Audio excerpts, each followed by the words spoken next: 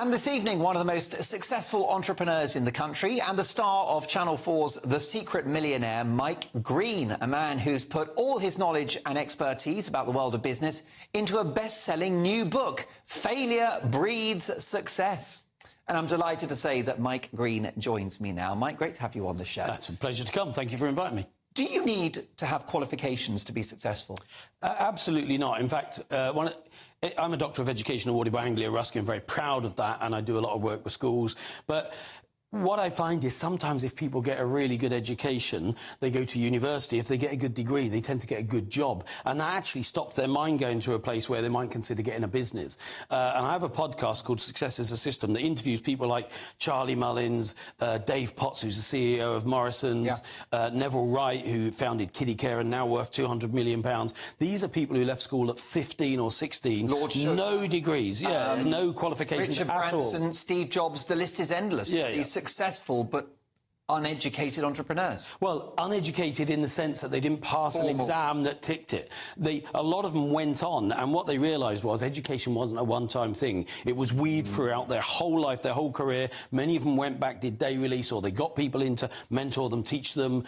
So they all understand the importance of lifelong education as opposed to a one-off hit, but it's not necessarily all academic. And actually, I think schools are getting so focused away from the academic and into political and woke and all sorts of things now that I was listening to your session earlier about education, and it worries me. It's not evolved at all from 200 years ago in so many ways. And what needs to happen in education? How can the UK breed the next generation of entrepreneurs? Because I think our politicians seem to have forgotten we need wealth creators.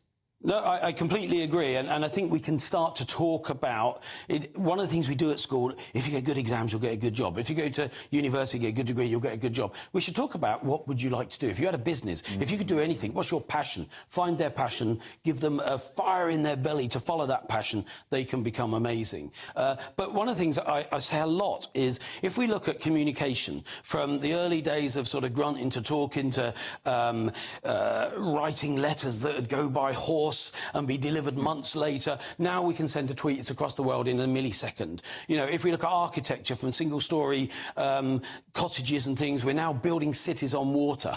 If we look at... You can't build schools, but you can't have everything, can you? Well, yeah, exactly. But most of our lives, the areas, the sectors have transformed. They are completely different. But 200 years ago, if you went to school, you were probably 20 or 30 people sitting in front of a board, watching a person, listening to somebody for 20, 30, 50 a day, and it hasn't changed. Yes. And I think we need to revolutionise, not evolve, but revolutionise education and take a ground root view of it. Completely right. I mean, you know, why are we making 12-year-olds who are not interested in science do chemistry? You know, that's the thing you've got to, like, obviously focus on their strengths and then push them to fulfil their talents. What about your talents then? Did you have a head start in life? Were you born with a silver spoon in your mouth? No. In fact, my dad left when we were 4. We'd been on holiday with my nan in a caravan in Norfolk. And when we came back, he'd sold everything. Sold the house. Your dad left you when you were 4? There was me and my brothers and sisters. And he sold everything up? Sold everything up. So we lived in a hospice for 6 months because there were no council houses. You lived in a hospice? Then a caravan, then a council house. I shared a bed with 2 brothers till I was 11, and then a bedroom till I left home. So certainly not a silver spoon. But I learned about work. Now, some people say to me, where do you think the work ethic comes from? And I say, well, you know, starvation will do that for you, kind of thing. But what I realised, whatever the driver was, if you can get people working, they realise I can do a day's pay, I get some money. They realise if I can work harder, I get some more. If I can work smarter, I get some more. And if they're willing to learn and evolve, that can grow. And I was having exactly this conversation with Charlie Mullins of Pimlico Plumbers a couple of weeks ago, and he got that same hunger. So his passion is to look at not just driving everyone to uni, but getting people into apprenticeships so they can work, earn a wage, feel what that feels like, they can evolve their learning and maybe set up their own business. It doesn't all have to be this kind of chosen route, which doesn't work for everybody. No, it's a production line, isn't it? And some of those billions that go towards subsidising university could go to apprenticeships, training, and work placements, all the rest of it. So what about your book then? If I've got viewers and listeners watching and listening, and they feel that their life is not where it wants to be, and they're stuck, and they want change. They want more money, they want security, they want success. What's the best first step? Well, you know, most people lead lives of quiet desperation. You know, they're sitting at home, they know they want more. They have this feeling in their belly that they want more. The first step is thinking, if I had the perfect next 3 years, what would my life look like? Set some goals. Most people spend so much time firefighting today that they don't ever take any time to think in the future. So a lot of the work I do with individuals or businesses is about saying, how much time are you going to focus on where you want to be in a month, a year, 3 years? Is 10% fair? They say, yeah, 10% is fair. I say that's half a day a week. 10% of your time is half a day a week. Most people spend less than half a day a year thinking about their future. If you don't plan it, it ain't happening. If you get in a car and try and drive with no destination, where are you going to end up? You could end up anywhere. Once you lock a postcode into a sat-nav, you're going to get there as directly as you can. And why is your book called Failure Breeds Success? Surely failure's bad, and you're a success, not a failure. Yeah, well, listen, my wife and I became homeless. We went bust when I was 27. We built it back from there. So you had money and you lost it? Yeah, exactly that, exactly. I had a business, we were doing really well, and then spread myself too thin, didn't realise the importance of cash flow. Yeah. But what I realised in that process, and then we were delivering pizzas on mopeds for a couple of years, and I went to the library and I started reading books by Branson and different people. What I realised was that all of them had failed. And failure is not the opposite of success, it is one of the key ingredients to success.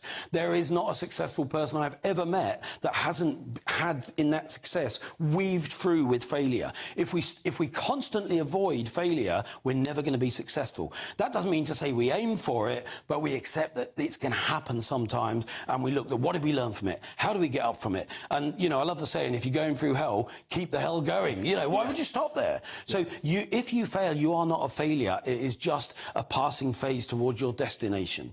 And I insisted, actually, that it was called Failure Breeds Success, because a lot of people said to me, you can't put failure in a book title that's about success or that's about self-development. And I said, until we accept that it is a key part of everything we do. From the first stages of walking, we get up, fall down, get up, fall down, get up, fall down, get up, fall down. We don't say, oh, clearly not meant to walk, I'm going to sit on my bum for the rest of my life. We keep on trying, because our desire to do what other people are doing is so big. If we can create that desire and that destination of what we want to do and achieve, we can change the world. Did you ever hear back from your dad?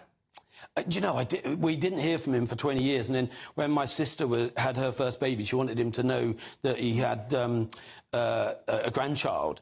And at that point, he had 4 daughters who found out they had 4 brothers and sisters, and we found out we had 4 sisters. Amazing. And he had a whole different life. What was really hurtful, and I didn't expect anything back, was that we did go through those challenges. My mum worked like a slave, but his kids had horses and all sorts. So it was a bit sad. Do you forgive him for what happened? Yeah, I do forgive him, but actually, just when people say your dad, I had a stepdad who was quite violent, but I respect him more. My real dad was more of a sperm donor, and there are a lot of sperm donors out there, not a lot of dads. On that note, let's get the plug in for the book. It's called Failure Breeds Success. It's by Mike Green. It's out now.